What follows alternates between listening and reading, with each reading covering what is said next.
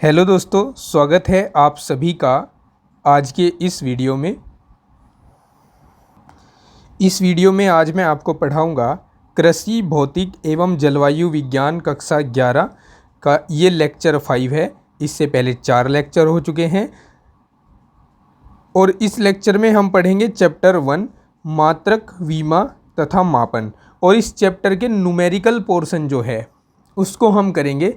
जो theoretical portion है वो मैंने पिछले 4 पार्ट में 4 लेक्चर्स में करा दिया है, जिनकी प्लेलिस्ट का लिंक दे दिया है मैंने इस वीडियो के डिस्क्रिप्शन में। अगर आप उनको देखना चाहें तो डिस्क्रिप्शन में जाकर देख सकते हैं। इस वीडियो लेक्चर में मैंने इम्पोर्टेंट क्वेश्चंस जो बोर्ड एग्ज़ाम में आए हुए हैं प्रीवियस ईयर्स में उनको अटेम्प्ट किया है। अब जैसे फर्स्ट क्वेश्चन आप देख सकते हैं, किसी वर्नियर पैमाने के 10 भागों की लंबाई मुख्य पैमाने के 9 भागों की लंबाई के बराबर है। मुख्य पैमाना मिलीमीटर में अंकित है। उस यंत्र का अल्पतमांक ज्ञात कीजिए। वर्नियर कैलिपर्स, पिछली वीडियो में मैंने आपको वर्नियर कैलिपर्स के बारे में टोटल जानकारी दी थी और वर्नियर कैलिपर्स आपको चलाना सिखाया था, उसे माप लेनी सिखाई थी। अगर आपने अभी तक वर्नियर कैलिपर्स को लाइव नहीं देखा है कि वर्नियर कैलिपर्स कैसा होता है तो आप जाइए, डिस्क्रिप्शन में वर्नियर कैलिपर्स के वीडियो का लिंक अलग से मैंने दे दिया है, या ऊपर आई बटन में भी शो होने लग गया होगा, आप वहाँ देख सकते हैं। चलिए खैर, अब सोल्व करते हैं इस क्वेश्चन को। 1 नंबर में आया हुआ है, 2019 में पूछा गया है ये एग्रीकल्चर फिजिक्स एंड क्लाइमेटोलॉजी के पेपर में। एक बार फिर मैं इसको पढ़ देता हूँ। किसी वर्नियर पैमाने के 10 भागों की लंबाई मुख्य पैमाने के 9 भागों की लंबाई के बराबर है। मुख्य पैमाना मिलीमीटर में अंकित है, तो उस यंत्र का अल्पतमांक ज्ञात कीजिए। सबसे पहले अल्पतमांक का सूत्र आपको पता होना चाहिए। क्या होता है अल्पतमांक का सूत्र? अगर बात करें वर्नियर कैलिपर्स की तो इसकी अल्पतमांक के लिए मैं सूत्र लिखता हूँ। वर्नियर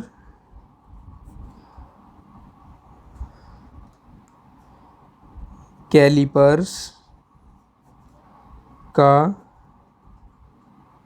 अल्पतमांक, इसको हम लीस्ट काउंट या एलसी भी बुलाते हैं। Least count of vernier callipers. ये क्या होता है? मुख्य पैमाने के एक भाग का मान। 2 पैमाने होते हैं इसमें, एक वर्नियर पैमाना होता है, एक मुख्य पैमाना। पिछली क्लास में मैंने आपको समझाया था और दिखाया भी था दोनों पैमाने कहाँ कहाँ पर होते हैं। वर्नियर पर बने भागों की संख्या, ठीक है, ये होती है। इसकी अल्पतमांक के लिए सूत्र होता है ये मुख्य पैमाने के एक भाग का मान बटे वर्नियर पर बने भागों की संख्या। अब अगर हम देखें कि मुख्य पैमाने पर मिलीमीटर में अंकित है मुख्य पैमाना, तो मिलीमीटर पर मुख्य पैमाने पर एक भाग का जो मान होगा वो 1 मिलीमीटर होगा, और बटे वर्नियर पर कितने भाग बने हुए हैं? 10 भाग बने हुए हैं, तो 1/10 मिलीमीटर, ठीक है। अब 1/10 का मतलब है 10 से 1 को भाग करेंगे तो 0.1 मिलीमीटर आएगा। अगर इसे आपको सेंटीमीटर में व्यक्त करना है तो इसमें 10 से और भाग करा दीजिए। 10 से भाग कराकर इसको 0.01 सेंटीमीटर लिख सकते हैं, ठीक है। और यही इस क्वेश्चन के लिए आंसर होगा। देखिए सेकंड क्वेश्चन है, किसी स्क्रू गेज के शीर्ष पैमाने पर 100 भाग अंकित हैं। यदि पेंच का चूड़ी अंतराल 1/2 मिलीमीटर हो तो स्क्रू गेज का अल्पतमांक क्या होगा?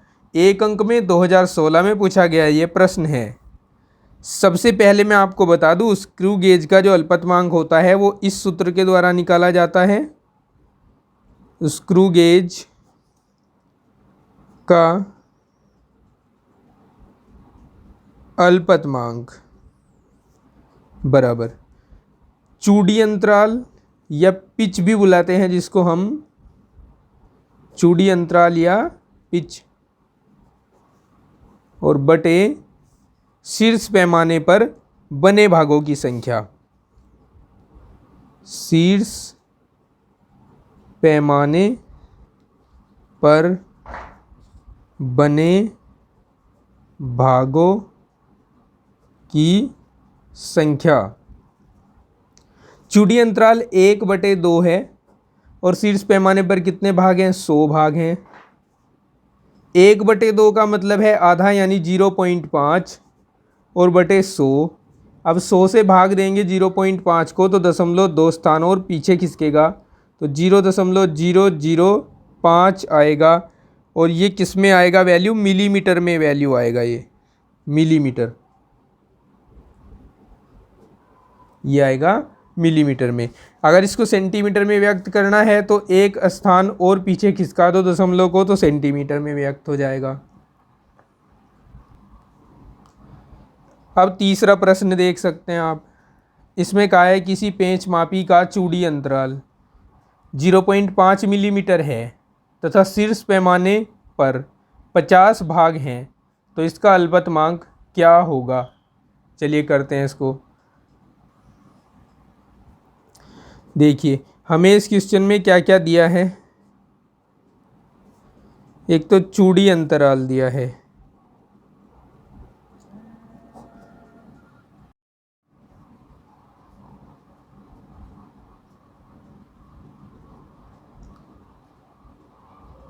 ये हमें इसका चूड़ी अंतराल दिया है। अब शीर्ष पैमाने पर बने भागों की संख्या कितनी है?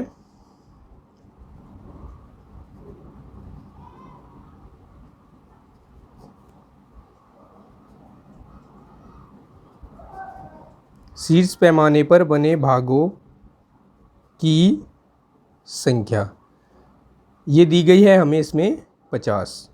अल्पतमांक कहाँ है? अल्पतमांक ज्ञात करनी है। अल्पतमांक ज्ञात करने के लिए हम फॉर्मूला अप्लाई करेंगे। चूड़ी अंतराल बटे शीर्ष पैमाने पर बने भागों की संख्या।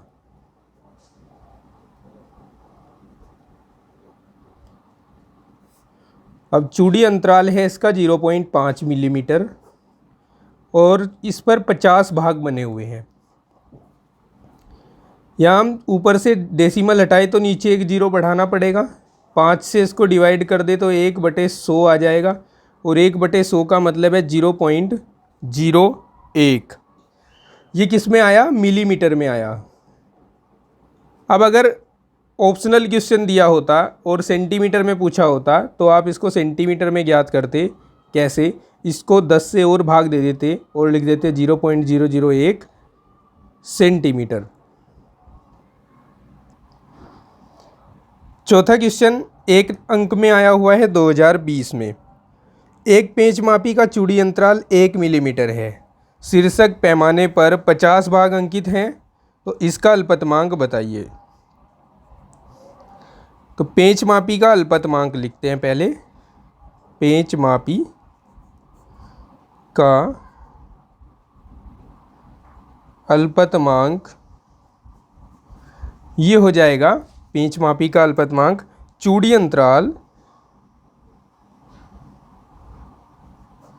बटे शीर्षक पैमाने पर भागों की संख्या। अब चूड़ी अंतराल है 1 मिलीमीटर और 50 भाग बने हुए हैं शीर्ष पैमाने पर। तो यहाँ हम 1 को 50 से भाग करेंगे। देखिए ना चलने वाली जीरो लगाएंगे, दशमलव लगाकर फिर जीरो बढ़ाएंगे, फिर ना चलने वाली जीरो, तो ऊपर 100 बन जाएगा और 50 दूनी 100 हो जाएगा।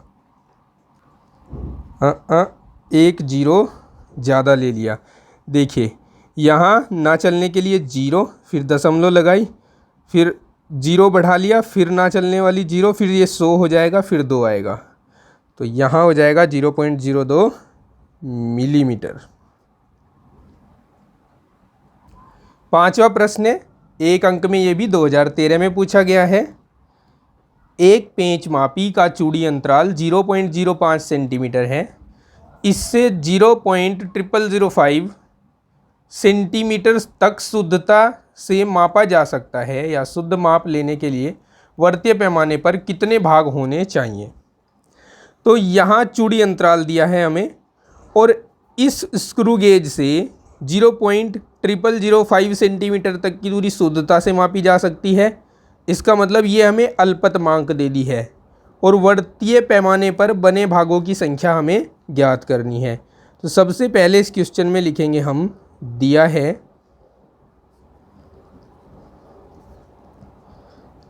चूड़ी अंतराल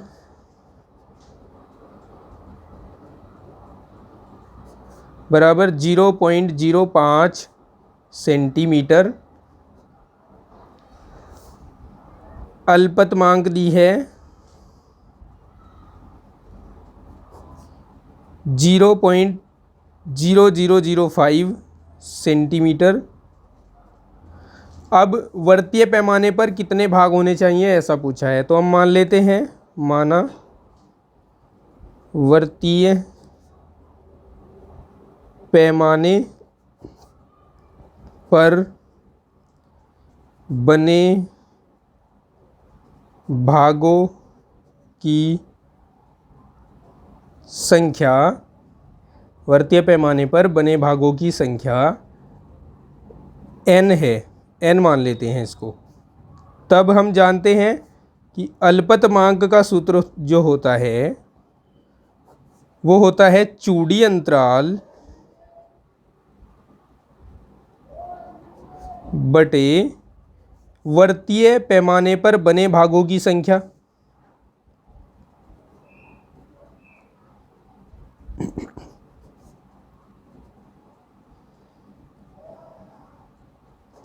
अब ये अल्पतमांक हमें कितनी दी है, 0.0005। चूड़ी अंतराल कितना दिया है, 0.05, और भागों की संख्या हो गई n।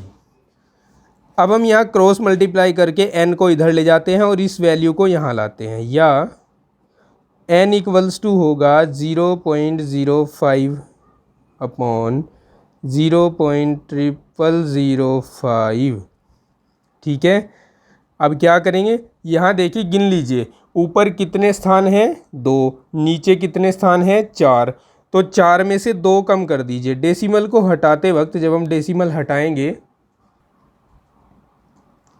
तो ऊपर हम 100 से गुणा करेंगे, क्योंकि यहाँ 4 अंक नीचे हैं, 2 अंक ऊपर हैं, तो दशमलव से दशमलव हटाते वक्त ऊपर हमें 2 जीरो और बढ़ाने पड़ेंगे, यानी 100 से गुणा करनी पड़ेगी। अब हम देख रहे हैं 5 से 5 कट जाएगा, ठीक है, तो यहाँ जो n का मान आएगा ना, n बराबर आएगा 100, यानी वर्तीय पैमाने पर 100 भाग होंगे, और ये हमारे इस क्वेश्चन के लिए आंसर होगा। चलिए अब ये क्वेश्चन देखिए, ये क्वेश्चन पूछा गया है 4 अंकों में, 2022 की परीक्षा में, यानी लास्ट ईयर पूछा गया है। पढ़ते हैं क्या क्वेश्चन है। एक वर्नियर कैलिपर में वर्नियर पैमाने के 20 भाग मुख्य पैमाने के 19 भाग के बराबर हैं। किसी वस्तु की लंबाई नापते समय मुख्य पैमाने का मान 1.6 सेंटीमीटर आया तथा वर्नियर पैमाने का 19वां चिन्ह मुख्य पैमाने के किसी चिन्ह की सीध में पाया गया। यदि मुख्य पैमाना अर्ध मिलीमीटर, ध्यान रखना अर्ध मिलीमीटर है, आधे मिलीमीटर में अंकित है, तो वर्नियर कैलिपर्स की अल्पतमांक और वस्तु की लंबाई आपसे पूछा है कितनी होगी। अब सबसे पहले इस क्वेश्चन में हमें क्या क्या दिया है वो मैं आपको बताता हूँ। ये जो 1.6 दिया है ना, ये क्या दिया है, मुख्य पैमाने का मान दिया है। तो मुख्य पैमाने का पाठ्यांक दिया है हमें, ये मुख्य पैमाने का पाठ्यांक, जिसको हम शॉर्ट में कह देते हैं MSR, यानी main scale reading. Main scale reading ये हमें 1.6 सेंटीमीटर दी है। फिर हमें कहा है कि वर्नियर पैमाने का 19वां चिन्ह, ये हमें दिया है किसका मान, ये हमें दिया है VSC का मान। अब ये VSC क्या है, वर्नियर स्केल कोइंसिडेंट, यानी वर्नियर पैमाने पर कहीं पर किसी चिन्ह का मान दिया है 19। ठीक है, ओके। अब देखिए, अब हमें इसमें कहा है कि इस पर 20 भाग हैं, यानी वर्नियर पैमाने पर बने भागों की संख्या है 20। वर्नियर पैमाने पर बने भागों की संख्या 20 है। और हमें कहा है कि मुख्य पैमाना अर्ध मिलीमीटर में अंकित है, तो यहाँ मुख्य पैमाने के एक भाग का मान हो जाएगा, मुख्य पैमाने के एक भाग का मान ये हो जाएगा 1/2 मिलीमीटर, या हम जिसको कह सकते हैं 0.5 मिलीमीटर। अब सबसे पहले हमें वर्नियर कैलिपर्स की अल्पतमांक ज्ञात करनी होगी।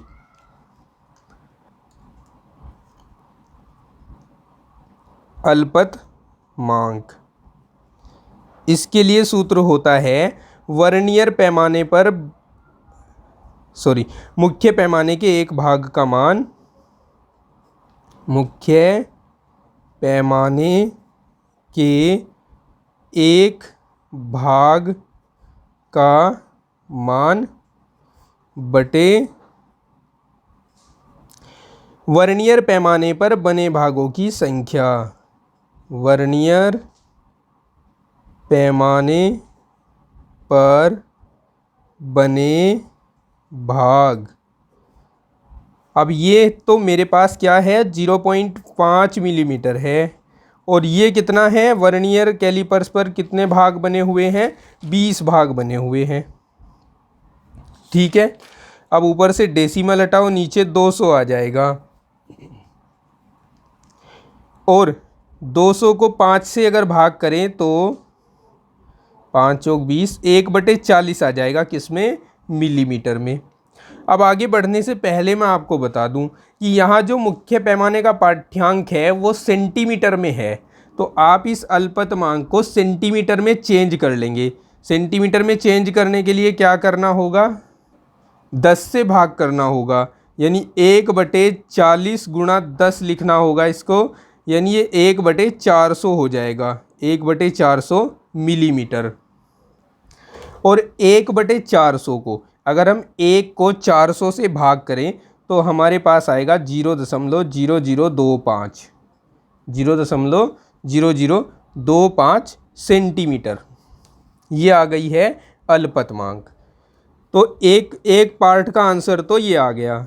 दूसरे पार्ट में हम वस्तु की लंबाई ज्ञात करते हैं। तो वस्तु की लंबाई, वस्तु की लंबाई कैसे निकलती है, जो MSR है हमारे पास, यानी मुख्य पैमाने का जो पाठ्यांक है MSR, इसमें हम जोड़ देते हैं इस वर्नियर स्केल के कोइंसिडेंट को, यानी VSC को, और इसको गुणा करवाते हैं अल्पतमांक को। अल्पतमांक को शॉर्ट में कहते हैं लीस्ट काउंट, यानी LC, तो गुणा करवाते हैं LC से। ऐसे वस्तु की लंबाई निकाली जाती है। MSR का मान है 1.6 plus VSC vernier scale coincident है 19, और लीस्ट काउंट आया हमारे पास 0.0025। अब इसको कैलकुलेट कर लेंगे। 1.6 प्लस 19 पंजे 95, 9 हासिल गए, 19 दूनी 38, 38 में 9 जोड़िएगा 47 हो जाएगा, और एक ये वाली 0 और फिर पॉइंट फिर 0। अब इनको जोड़ेंगे तो 1.6475 आएगा, 6 इस 0 में जुड़ जाएगा, ठीक है।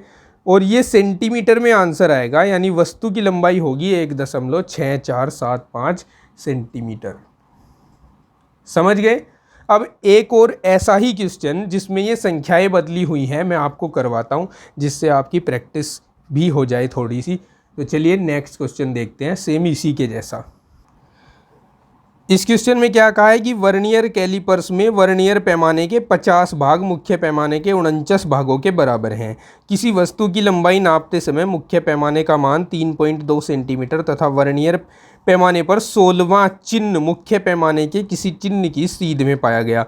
यदि मुख्य पैमाना मिलीमीटर में अंकित है, वहाँ देखिए अर्ध मिलीमीटर में था, यहाँ मिलीमीटर में है, अंतर ये है बस क्वेश्चन में। मिलीमीटर में अंकित हो तो निम्न का मान ज्ञात कीजिए, वर्नियर कैलिपर्स की अल्पतमांक और वस्तु की लंबाई। देखिए इसका सलूशन कैसे करना है। सबसे पहले मैंने वहाँ आपको MRS के बारे में बताया था, यानी MSR के बारे में बताया था, मेन स्केल रीडिंग, यानी मुख्य पैमाने पर पाठ्यांक। वो इसमें कितना दिया है, 3.2 सेंटीमीटर दिया है। फिर मैंने आपको VSC के बारे में बताया था, यानी वर्नियर स्केल कोइंसिडेंट, यानी वर्नियर पैमाने पर किसी समय जो चिन्ह मिला है उसको कहते हैं हम वर्नियर स्केल कोइंसिडेंट। तो चिन्ह मिला है 16, तो यहाँ हमने लिख दिया 16। वर्नियर पैमाने पर जो कुल भाग हैं वो हैं 50, तो इसको हम कैसे लिखेंगे, वर्नियर पैमाने पर कुल भाग बराबर हैं 50, और यहाँ जो मुख्य पैमाना है उसके एक भाग की लंबाई को हम क्या कहेंगे, उसके एक भाग की लंबाई है यहाँ पर 1 मिलीमीटर। तो मुख्य पैमाने के एक भाग का मान हो गया 1 मिलीमीटर। सबसे पहले अल्पतमांक यानी लीस्ट काउंट ज्ञात करते हैं, जो फर्स्ट क्वेश्चन में भी कहा है। तो अल्पतमांक होगी LC, लीस्ट काउंट, ये होगी वर्नियर पैमाने पर मुख्य पैमाने के एक भाग का मान जो कि 1 मिलीमीटर है, और बटे वर्नियर पैमाने पर कुल भागों की संख्या जो कि 50 है। ये किस में आएगी, मिलीमीटर में आएगी ये, ठीक है। इसको हमें सेंटीमीटर में व्यक्त करने के लिए यहाँ 10 से और गुणा करवा देंगे तो ये 500 हो जाएगा, ठीक है। 10 से गुणा करा के 50 को 500 बना दिया, ये सेंटीमीटर में हो गया, ठीक है। अब हम क्या करेंगे, 1 को 500 से भाग देंगे तो क्या मिलेगा हमें, देखिए अगर 1 को हम 5 से भाग दें तो कितना मिलता है, 0.2 मिलता है।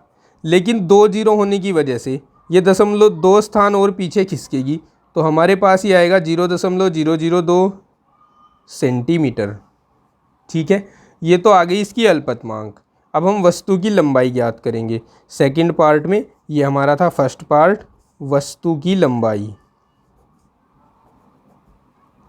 वस्तु की लंबाई के लिए मैंने आपको बताया था कि मेन स्केल की रीडिंग में आप ऐड करोगे किसको, वर्नियर स्केल कोइंसिडेंट को, और उसमें किससे गुणा करवा के, LC से यानी लीस्ट काउंट से यानी अल्पतमांक से।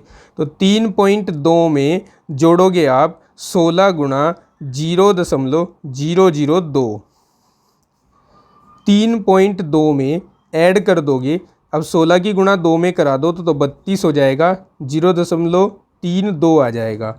और जब इनको ऐड करोगे तो 3.232 आएगा, 232, ठीक है। इनको ऐसे जोड़ते हैं, अगर आप कंफ्यूज हो रहे हैं तो मैं बता देता हूँ, इनको ऐसे जोड़ते हैं, 2 3 2 इस तरह से जोड़ लेते हैं तो ये सेंटीमीटर में आएगा वस्तु की लंबाई हमारे पास। ठीक है, तो इस तरह से आपको स्क्रू गेज और वर्नियर कैलिपर्स के क्वेश्चंस का सलूशन करना है। ठीक है दोस्तों, समझे ना सभी क्वेश्चंस को अच्छे से। अब आप इन क्वेश्चंस को अपनी नोटबुक में लिख लेंगे और इनके सलूशन खुद से भी करके देखेंगे, जिससे आपकी प्रैक्टिस हो सके। और भी इसी तरह के इम्पोर्टेंट क्वेश्चंस और इम्पोर्टेंट टॉपिक मैं आपके लिए लेकर आऊँगा नेक्स्ट पार्ट में। वीडियो के नेक्स्ट पार्ट में उनको हम पढ़ेंगे। अगर आप चैनल पर नए हैं तो चैनल को सब्सक्राइब ज़रूर कर लें और बेल आइकन को ऑन कर लें, क्योंकि एग्रीकल्चर मैथ और एग्रीकल्चर फिजिक्स से रिलेटेड कंटेंट यहाँ पर आपको लगातार मिलता रहेगा। वीडियो को लाइक और शेयर करके हमें सपोर्ट कीजिए। कोई आपका सवाल है या कोई सुझाव है तो कमेंट सेक्शन में लिख दीजिए। कमेंट करके बताइए कि आपको यह क्लास कैसी लगी। जल्द मिलते हैं आपको नेक्स्ट वीडियो में। तब तक के लिए take care, bye bye, have a nice day.